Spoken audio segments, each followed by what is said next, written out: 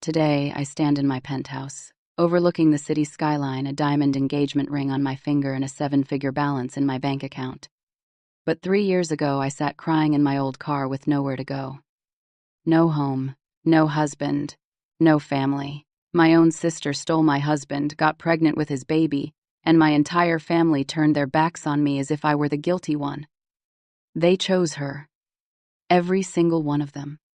Before I begin this story, let me know where you are watching from by leaving a comment below. If you have ever been betrayed by someone you trusted completely, hit that like button so I know I am not alone in this. And please subscribe to follow along as I share how I turned my deepest pain into my greatest power. Now, to understand how far I fell, you need to know how perfect my life once seemed. Marcus and I had been married for 5 years when everything shattered. We met during our junior year at Arizona State University.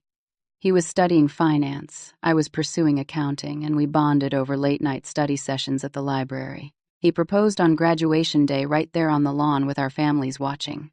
I thought it was the most romantic moment of my life.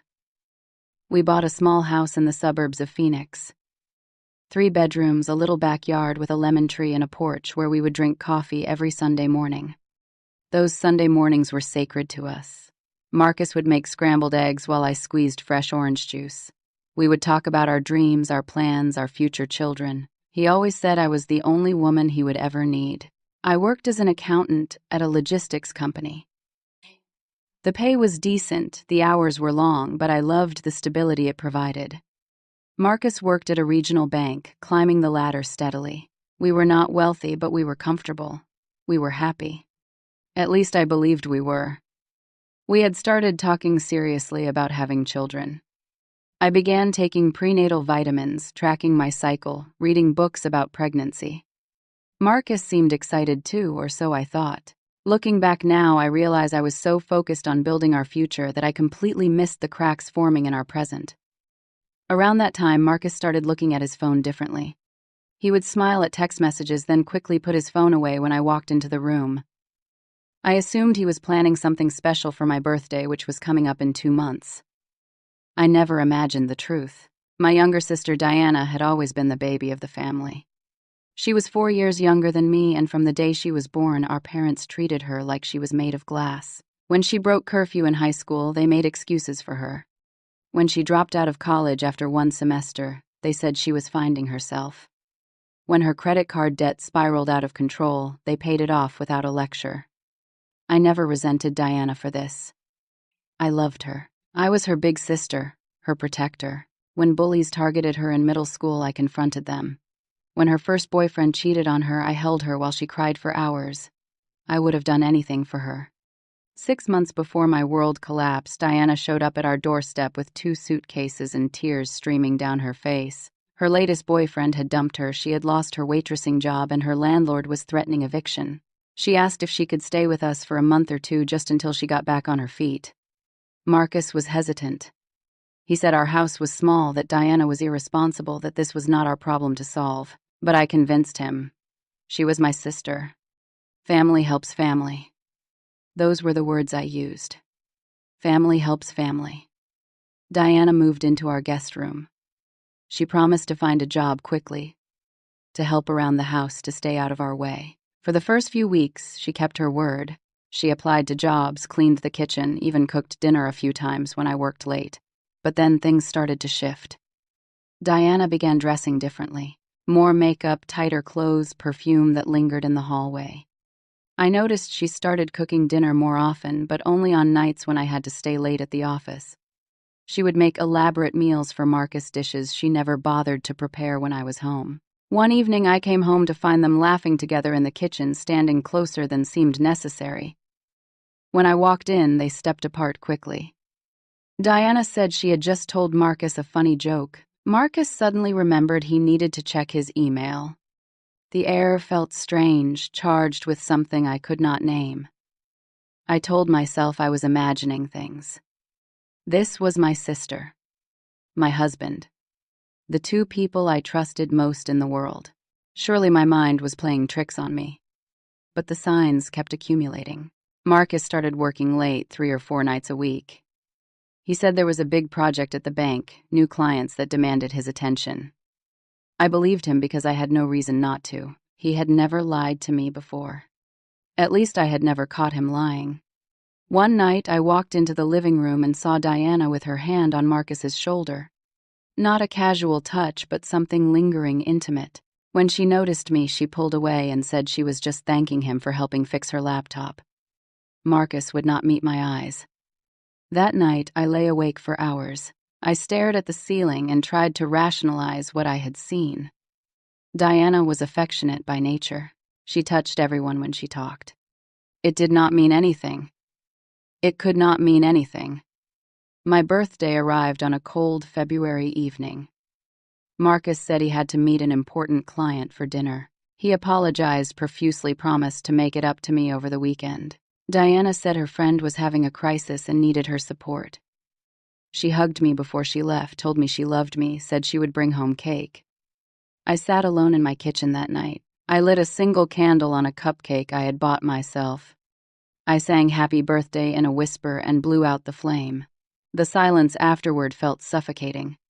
I called my mother to talk. I mentioned that Marcus and Diana had both been busy lately, that I was feeling a little lonely. My mother laughed and said I was being oversensitive. Diana was just going through a difficult time. Marcus was working hard for our future.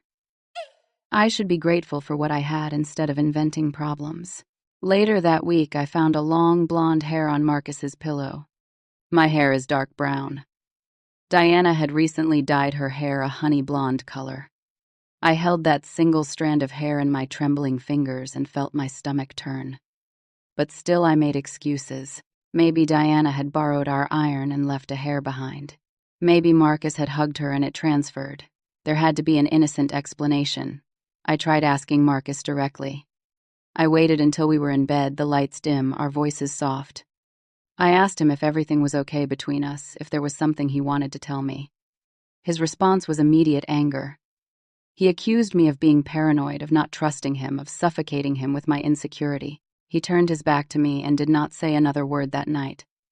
One evening, I came home early from work because of a migraine.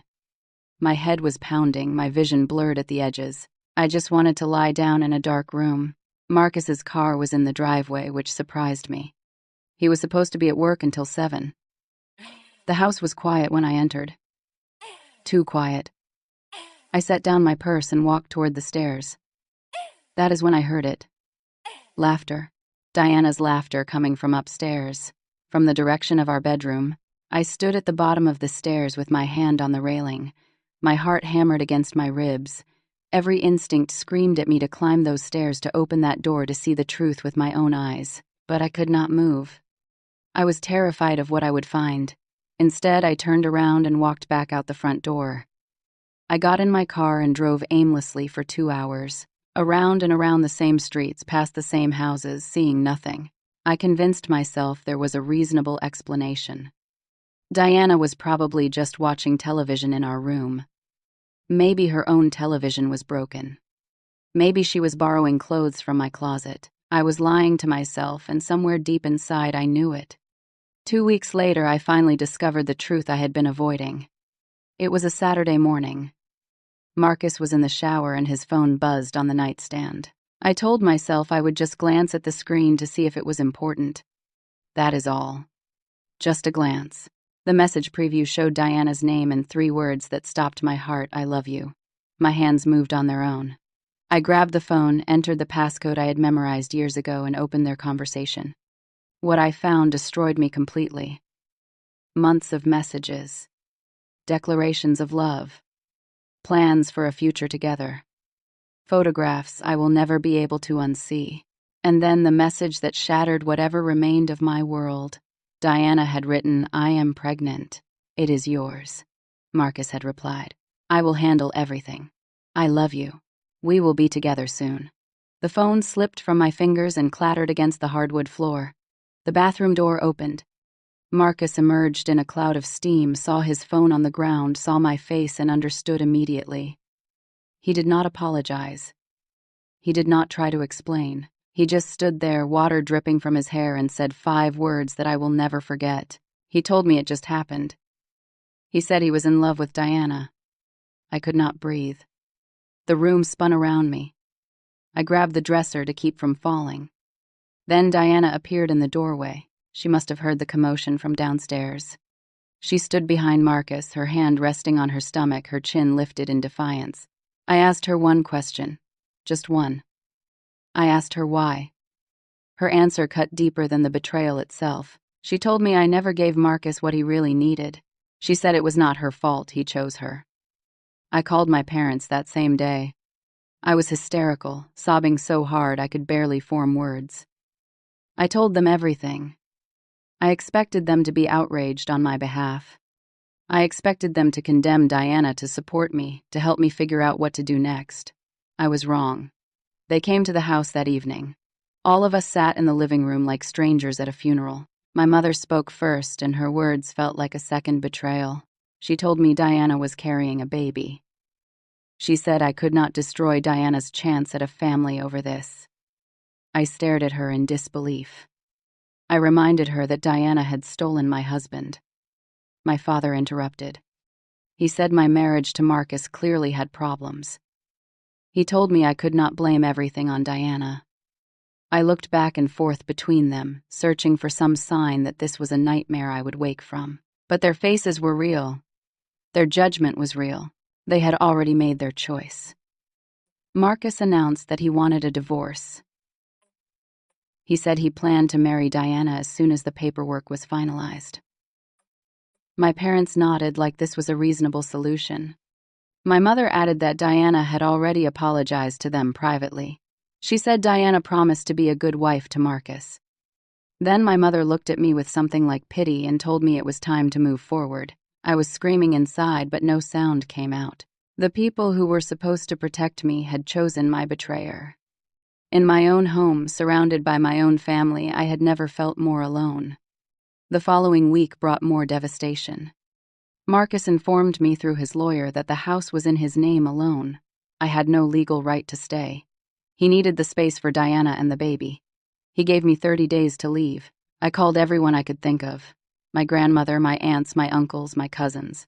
The responses were variations of the same theme. Diana made a mistake, but she is family. The baby is innocent. I needed to be the bigger person. I should forgive and move on. Not one person offered me a place to stay. Not one person acknowledged that I was the victim. They all treated me like the obstacle standing in the way of Diana's happiness. I packed my belongings into 2 suitcases. 5 years of marriage reduced to 40 pounds of luggage. I took one last look at the house Marcus and I had chosen together, the lemon tree we had planted, the porch where we had dreamed our dreams. Then I walked away. That first night I slept in my car in a grocery store parking lot. I curled up in the back seat and cried until I had nothing left. When I caught my reflection in the rearview mirror, I did not recognize the woman staring back. Her eyes were swollen, her face hollow, her spirit completely broken. The weeks that followed were the darkest of my life. I rented a tiny room in a rundown building on the wrong side of town. It was all I could afford. The walls were thin, the neighbors were loud, and cockroaches scattered whenever I turned on the lights. My performance at work deteriorated rapidly. I could not concentrate, could not sleep, could not eat. My supervisor called me into his office twice to discuss my declining productivity. I nodded and promised to improve, but I felt like I was drowning. The divorce proceedings dragged on for months. Marcus's lawyer was aggressive, pushing for a settlement that left me with almost nothing. I was too exhausted to fight. I just wanted it to be over. I lost 15 pounds in the first month. Food tasted like cardboard. I survived on coffee and crackers. Every night I would lie awake, replaying the betrayal in my mind, searching for signs I should have seen, blaming myself for being so blind. There were moments late at night when the pain became unbearable. I found myself standing on a bridge one evening, looking down at the dark water below. It would be so easy, I thought. Just one step and all this suffering would end. But then I remembered my grandmother. She had passed away when I was 19, but her voice still echoed in my memory. She used to tell me that no one could steal my worth unless I handed it to them. She believed in me even when I did not believe in myself. Standing on that bridge, I made a decision. If my family wanted me to fail, I would prove them wrong. If Marcus and Diana expected me to crumble, I would show them strength they never imagined. I would not give them the satisfaction of destroying me. I stepped back from the railing and walked home. The turning point came through the one person who refused to abandon me. Grace had been my colleague at the logistics company for 3 years. We were not especially close, just two women who ate lunch together occasionally and complained about our workloads. But when my life fell apart, Grace was the only one who reached out. She did not offer advice or platitudes. She did not tell me to forgive Diana or suggest that time would heal my wounds. She simply invited me for coffee and listened while I talked for 2 hours straight. That small act of kindness meant more than she could ever know. A few weeks later, Grace mentioned that her former supervisor was looking for a senior accountant to join his fintech startup. The position paid well and included equity in the company. She thought I should apply. I hesitated. I felt too broken to take on anything new. But Grace said something that changed my perspective. She pointed out that I had already lost everything, so what was left to fear? She was right. I had nothing left to lose. I prepared obsessively for the interview. I researched the company, practiced my answers, bought a new blouse with money I could not afford. When I sat across from Mr. Howard, something shifted inside me. For the first time in months, I felt like myself again, competent, professional, capable. He offered me the job that same afternoon. The salary was double what I had been making. The equity stake could be worth a fortune if the company succeeded. I accepted without hesitation. I poured everything I had into that job. I arrived early and stayed late. I learned new skills, took on extra projects, proved my value at every opportunity. The startup grew rapidly, attracting investors and expanding into new markets. Within a year, I was promoted to lead the entire accounting department. During that time, I started taking care of myself again. I joined a gym and discovered that physical exhaustion helped quiet the noise in my head. I took cooking classes and found joy in preparing meals for myself. I read books about healing from trauma, about setting boundaries, about building a life that did not depend on anyone else's approval. I cut off all contact with my family. I changed my phone number, deleted my social media accounts, and blocked every email address I recognized. They had made their choice, and now I was making mine. The divorce was finalized on a rainy Tuesday afternoon. Marcus wanted to split everything 50-50, but I refused. I did not want his money or his possessions. I wanted my freedom. I signed the papers, walked out of the courthouse, and never looked back. 18 months after the startup launched, a major tech company acquired us. My equity stake was suddenly worth more money than I had ever imagined. I stood in my apartment staring at the notification from my bank and laughed until I cried. I bought a beautiful condo in a neighborhood I had only dreamed of living in. I filled it with furniture. I chose myself art that spoke to me, plants that reminded me to nurture living things. For the first time in my adult life, I had a space that was entirely my own. I met Nathan at an industry conference in Los Angeles. He was giving a presentation about restaurant management software, and I was immediately drawn to his calm confidence. After the session, we struck up a conversation that lasted 3 hours. Nathan owned a chain of upscale restaurants across California. He had lost his wife to cancer 3 years earlier and was raising his 8-year-old daughter, Sophie, on his own. He understood grief. He understood rebuilding. He understood that some wounds never fully heal, but that does not mean you cannot learn to live with them. I was terrified of opening my heart again. The last time I trusted someone completely, they destroyed me. Nathan never pushed. He respected my boundaries, my pace, my need for space. We started as friends, meeting for coffee when our schedules aligned, talking on the phone late into the night. Sophie won me over before Nathan did. She was bright and curious, full of questions about everything. She started calling me Miss Serenity and drew pictures of the three of us together. Those crayon drawings broke through walls I had spent years building. 6 months after we met, Nathan told me he was falling in love with me. He said he did not need me to be perfect or healed or ready. He just needed me to be myself. I realized that I loved him too, and for the first time I believed I deserved to be loved back. Then, almost 3 years after I had walked away from my old life, an email appeared in my work inbox. It was from my mother. She wrote that Diana and Marcus had divorced. Apparently, Marcus had found someone else, just as he had found Diana while married to me. He abandoned Diana and the baby without looking back. Diana was now a single mother, unemployed, living in our parents' basement. My father's health had declined dramatically. He had developed severe diabetes and needed expensive treatments. They had sold their house to pay medical bills, but the money was running out. My mother asked if I could find it in my heart to forgive them. She said they needed my help. She said we were still family. I read that email 17 times. Each reading brought a different emotion. Anger, sadness, vindication, grief. The family that abandoned me in my darkest hour was now facing their own darkness. Part of me wanted to help them. That part remembered birthday parties and holiday dinners, bedtime stories and Sunday brunches. But a larger part remembered sleeping in my car, being told I was not mature enough, watching everyone choose Diana over me.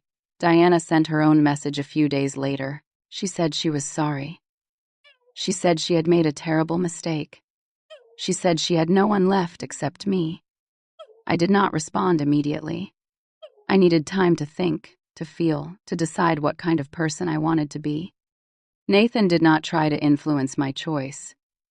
He simply held my hand and told me he would support whatever I decided. Sophie asked why I seemed sad, and I told her I was thinking about some difficult things. She offered me her favorite stuffed animal to hold, and I nearly burst into tears at her kindness. After 2 weeks of reflection, I understood what I needed to do. I wrote back to my mother. I kept the message brief and clear. I reminded her that when I needed family most, they chose to stand with the person who betrayed me. I reminded her that they told me to be mature, to forgive, to move on. I explained that I had moved on, but my moving on did not include them. I wrote that I hoped Diana would find a way to rebuild her life, just as I had rebuilt mine. Alone. Without family support. The same way they expected me to do it. I told them not to contact me again. I pressed send. I closed my laptop, and I felt a weight lift from my shoulders that I had carried for 3 years. Nathan proposed on a beach in Malibu at sunset. Sophie helped him hide the ring and squealed with excitement when I said yes.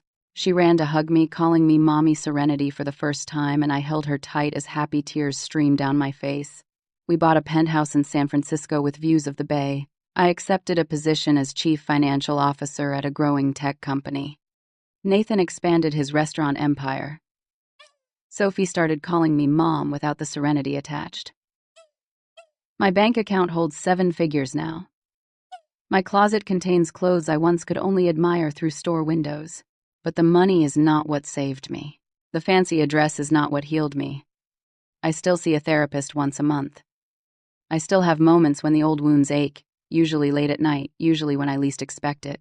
I have learned that healing is not a destination but a journey. The scars never disappear completely. They simply become part of your story. Not forgiving my family was not about holding on to hatred. It was about refusing to give them access to my life again. Forgiveness is not something owed, it is something earned. And they never tried to earn it until they needed something from me. I learned that family is not defined by blood. It is defined by who shows up when everything falls apart. Grace showed up. Nathan showed up. Sophie showed up. They became my family in ways my biological relatives never were. If you are watching this and going through something similar, I need you to hear me clearly. You do not have to forgive to find peace. You do not need their apology to move forward. You do not have to let them back in just because they share your last name. Your only obligation is to yourself. To protect your heart. To build a life that makes you proud. To surround yourself with people who choose you, not just when it is convenient, but especially when it is hard. So let me ask you this. Have you ever had to walk away from family to save yourself? Have you ever chosen your own well-being over keeping the peace? Drop your story in the comments below, because I want to hear from you. If this video resonated with you, please hit that like button and subscribe to this channel. And if you know someone who needs to hear this message, share this video with them. Sometimes knowing you are not alone makes all the difference. Thank you for listening to my story. Thank you for being here. I hope that wherever you are in your journey, you find the strength to keep going. You deserve happiness. You deserve peace. You deserve people who love you without conditions. Take care of yourself. I will see you in the next one.